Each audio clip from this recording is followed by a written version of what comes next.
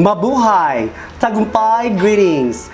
Good day listeners and viewers! Welcome once again to our Salida TeleRadyo, right here at La Filipina National High School, where we can learn interesting topics despite the pandemic that we're facing right now. Today, we will be learning about festival dances, a fun way to boost fitness, with your teacher broadcaster, Teacher ANGELICA CAJES. I am your teacher host, Rolando Pama. Now, I will turn you over to Teacher ANGELICA. Thank you so much, Sir Rolando Pama, for that wonderful introduction. Hello, students! Welcome to another episode of Salida TeleRadyo. I am your PE teacher, Teacher ANGELICA CAJES. Today, we will be discussing interesting and colorful topic. Are you ready? Well, if you are, kindly please prepare your self-learning module, and also your pen and notebook so you can take note of the important points in our lesson today. Shall we start? Alright, but before we proceed to the lesson proper, let's listen first to this popular song sang by Angeline Quinto. After listening, I will be asking few questions. Are you ready to listen? Alright, now let's play the music.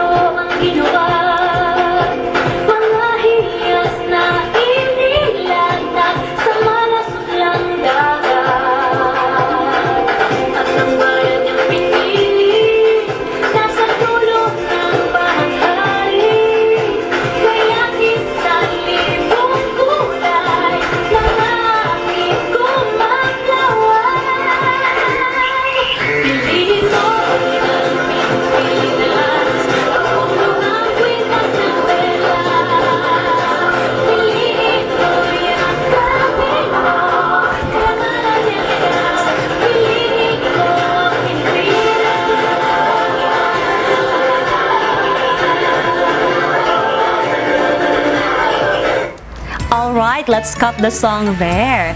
That song is very popular and familiar to you, right? Alright, now can you guess the title of the song? Correct! That is Piliin Mo ang Pilipinas by Angeline Quinto. Now, what comes to your mind when you hear the song? Or, where do you usually hear the song? Exactly! That song is a song promoting Philippines. Piliin mo ang Pilipinas. Choose Philippines. And usually, you hear this song especially pag may mga festivals sa inyong lugar o sa isang community rather. Alright. Now, usually this song also, naririnig ko ito kapag meron kayong performances sa PE7 nyo or PE9 nyo, right? Ito yung paminsan-minsang naririnig ko na music na ginagamit nyo. Piliin nyo o piliin mo ang Pilipinas rather. Based on your answers, what do you think is our lesson today? That's right! Our lesson today is about festival dances. It is also a fun way to boost fitness. Before we proceed to our lesson, let's have first our objectives for today. At the end of the session, the students are expected to first, identify the benefits of festival dancing in the enhancement of one's fitness. Second, appreciate the importance of festival dancing in one's fitness. And lastly, discover the different festivals and the physical fitness activities involved in the celebration of the community. which will lead to our most essential learning competency, which is to undertake physical activity and physical fitness assessment. I know that you are very excited about our lesson today. But before anything else, let's have first your pre-assessment. This is to check your prior knowledge about the different festivals here in our country. The title of our pre-assessment is Where Am I Celebrated? I will be giving the name of the festival and you will choose the answer among the choices that I will be giving. You will only have 5 seconds to choose your answer. Shall we start? That's great!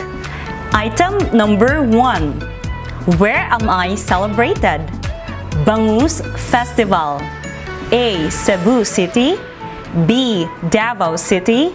C. Baguio City. D. Dagupan City. Again, Bangus Festival. A. Cebu City. B. Davao City. C. Baguio City. D. Dagupan City. Your time starts now.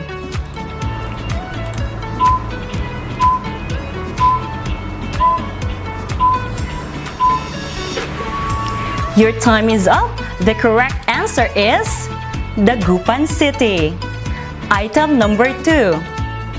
Cadayawan Festival. A. Cebu City. B. Davao City. C. Baguio City. Or D. Dagupan City. Again, Cadayawan Festival. A. Cebu City. B. Davao City. C. Baguio City. Or D. Dagupan City. Your time starts now.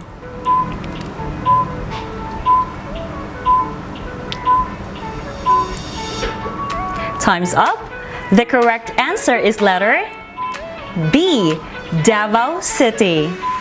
Next item. Ati-Atihan Festival.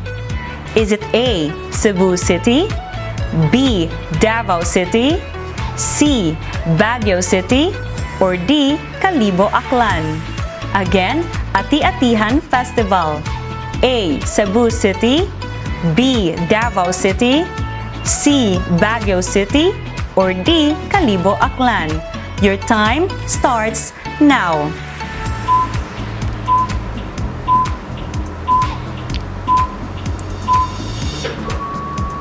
The correct answer is letter D. Kalibo Aklan. Item number 4. Sinulog Festival.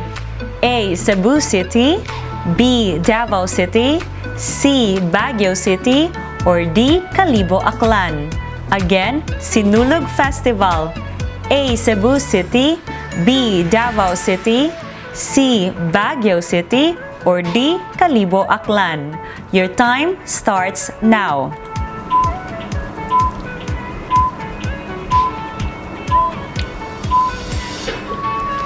Alright, the correct answer here is letter A. Cebu City. Let's proceed with item number 5. Panagbenga Festival. A. Cebu City. B. Davao City. C. Baguio City. Or D. Kalibo Aklan? Again, Panagbenga Festival. A. Cebu City. B. Davao City. C. Baguio City. Or D. Kalibo Aklan? Your time starts now.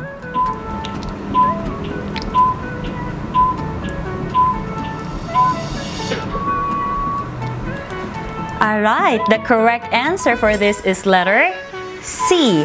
Baguio City. Well, how's your score? It's okay if you did not get a perfect score since this is just a pre-assessment. I hope that you will really listen to our discussion so that you will learn more. Now, let's proceed with our discussion about festival dances in the Philippines. What are festival dances? These are cultural dances performed to the strong beats of percussion instruments by a community of people sharing the same culture. We all know that in the Philippines, festivals are an integral aspect of the local culture. We are not only known in the whole world because of our natural wonders, but because of the locals who go all out to celebrate each of these festivals.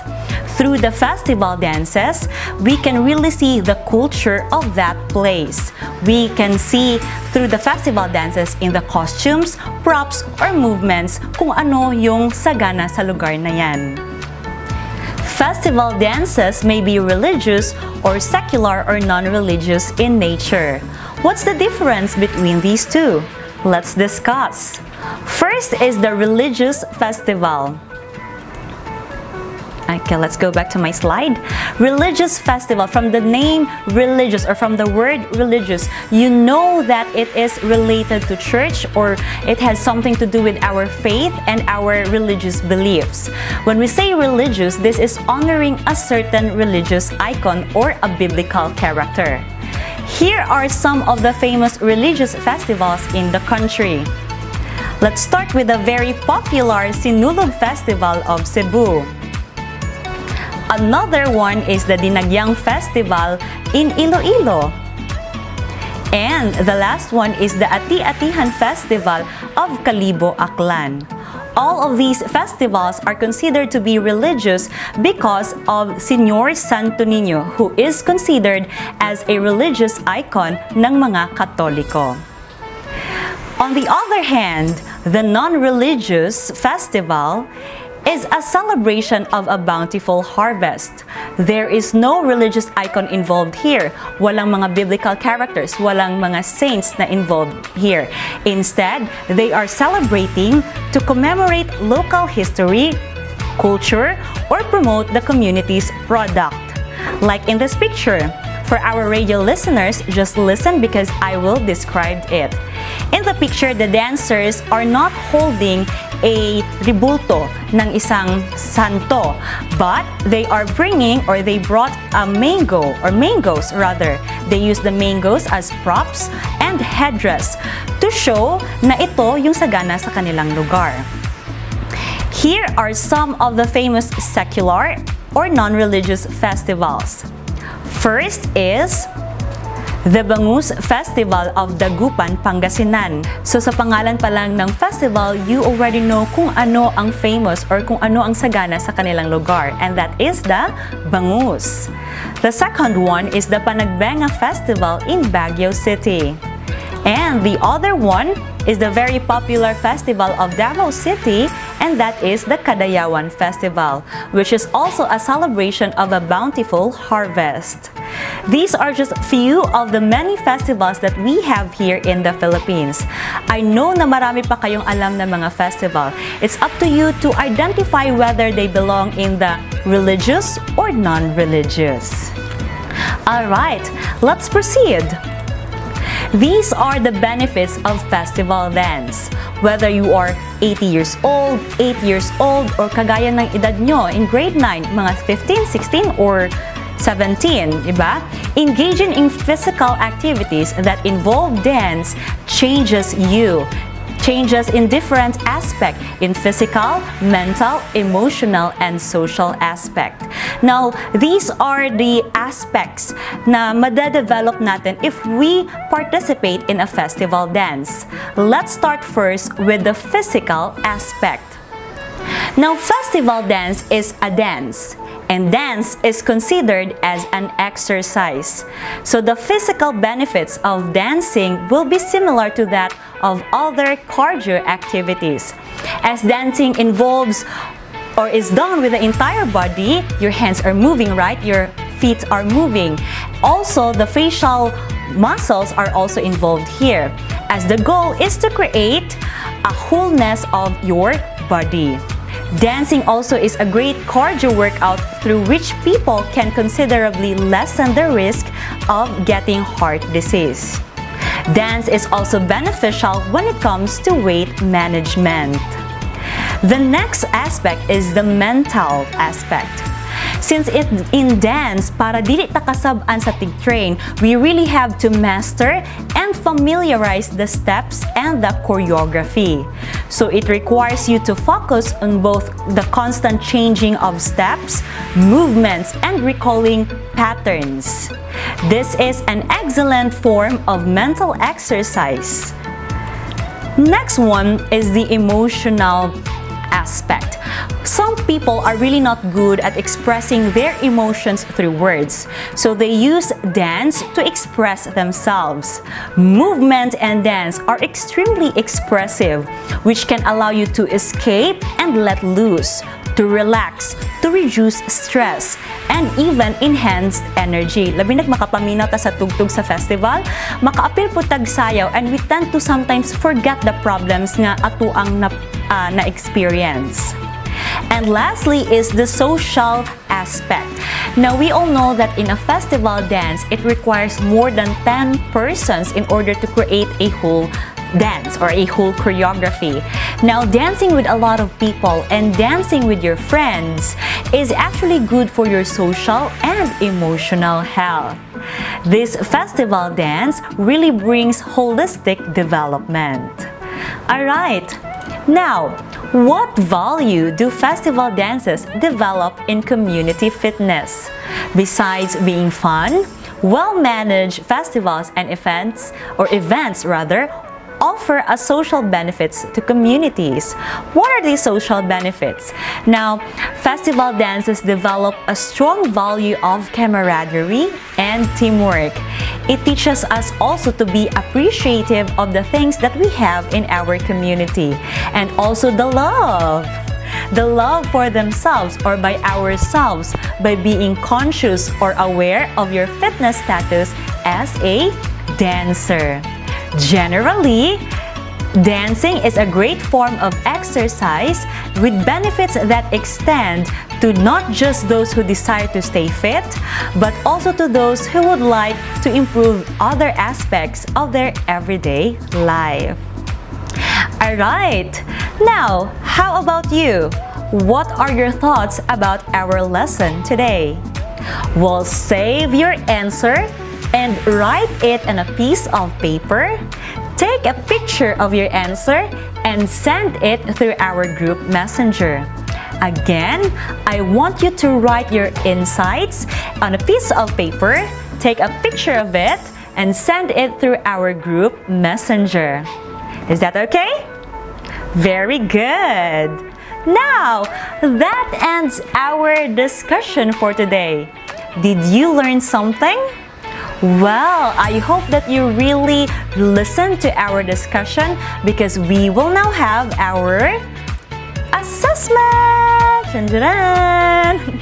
Alright, now in our assessment, I will be giving you questions and you have to choose the answer from the given choices. Once again, you will just be given 5 seconds to answer. Let us start our assessment. Item number 1. Which of the following is a cultural dance performed to the strong beats of percussion instruments by a community of people sharing the same culture, usually done in honor of a saint or in thanksgiving of a bountiful harvest? A. Folk dance. B. Social dance. C. Cultural dance. D. Festival dance. Again, which of the following is a cultural dance performed to the strong beats of percussion instrument by a community of people sharing the same culture, usually done in honor of a saint or in thanksgiving for a bountiful harvest? A. Folk dance. B. Social dance. C. Cultural dance. Or D. Festival dance. Your time starts now.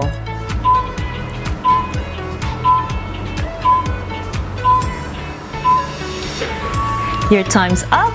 The correct answer is letter D. Festival dance. Next item. The following festivals are celebrated in honor of Santo Niño, except A. Ati-atihan. B. Peña Francia. C. Dinagyang.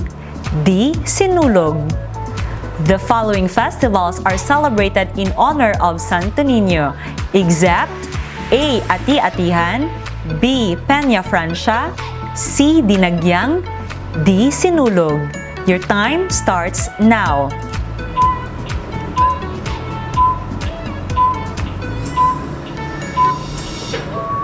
Alright, the correct answer for item number 2 is letter B. Item number 3. What is the annual festival about celebration of life and a thanksgiving for the gifts of nature in Davao City? A. Ugmad, B. Kadayawan, C. Sinulog, or D. Panagbenga?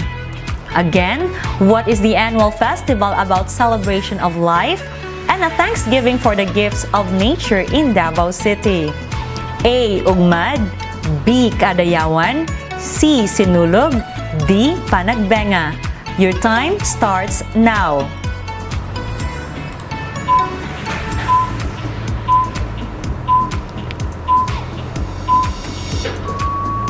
The correct answer for number 3 is Kadayawan Festival. And number 4. Why is festival dancing an excellent way to reduce or maintain one's weight? A. It easily burns fats off. B. It makes one achieve a desired body figure.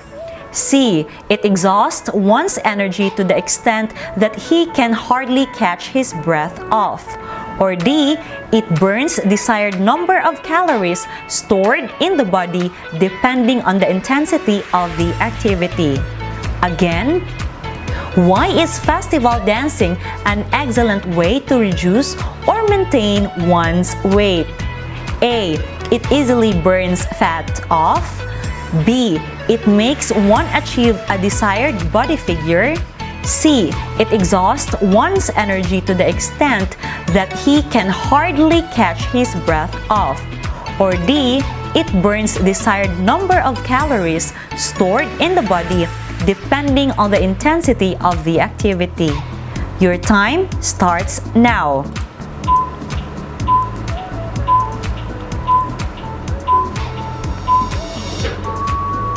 The correct answer is letter D. It burns desired number of calories stored in the body depending on the intensity of the activity.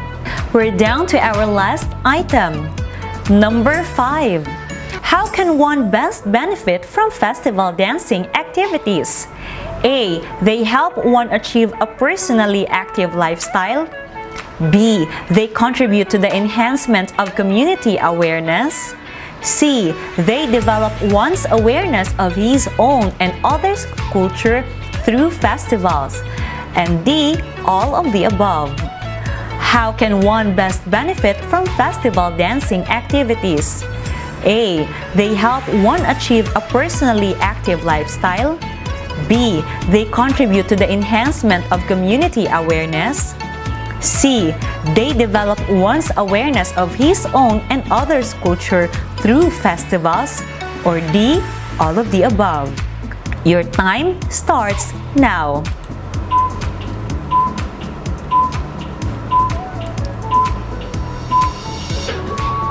Time is up. The correct answer is, of course, your favorite option, all of the above. Alright, how's your score, students? Did you get a perfect score? If you did, congratulations! Job well done. But if you did not, it's okay because we still have many sessions coming. Pwede kaayo mo mubawi next time. Alright, we are about to end our class discussion today. But before that, I will give you this assignment. May pabaon si teacher, of course.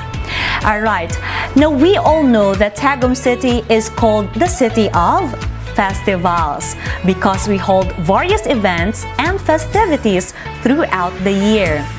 Now, I want you to discover the festivals celebrated here in Tagum City.